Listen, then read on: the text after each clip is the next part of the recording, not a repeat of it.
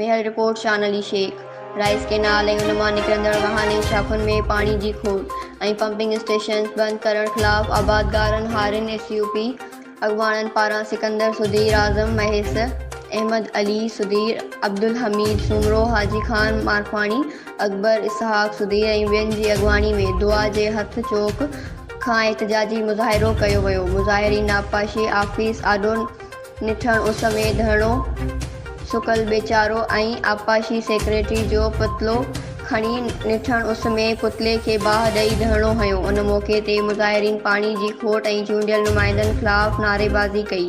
मुज़ाहिरीन ऐं धरणे खे ख़िताब कंदे हिननि चयो त राइस केनाल ऐं उन में निकिरंदड़ वहान ऐं शाख़ुनि में वरी पई अॾे सारियुनि जो बेचारो सुकी रहियो आहे।